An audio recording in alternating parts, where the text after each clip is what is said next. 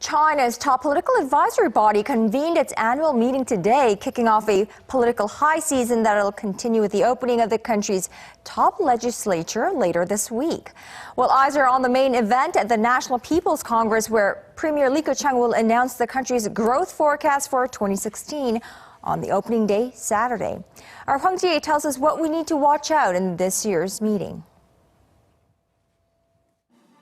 Around 2,000 political and business leaders, as well as provincial administrators in China on Thursday, gathered in the capital city of Beijing to take part in the National Committee of the Chinese People's Political Consultative Conference, the country's top political advisory body.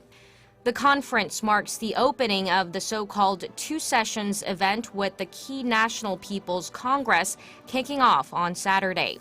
Their Premier Li Keqiang's work report is expected to receive a lot of attention, as it will contain the country's growth forecast for 2016. Media outlets are forecasting 6.5% to 7% to replace last year's target of 7% range growth, which Li described as the new normal of slower yet safer and more sustainable growth, focusing on domestic consumption over government investment. And China plans to do so with its 13th five-year plan, a roadmap for the nation's development from 2016 to 2020. The focus of implementing the 13th five-year development plan is to reform the supply-side structure, cutting down on excessive production capacity and inventories and leverage, reducing costs and strengthening weaknesses.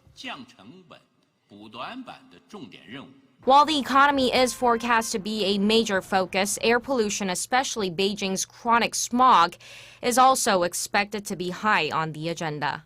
Hwang Ji-hye, Arirang News.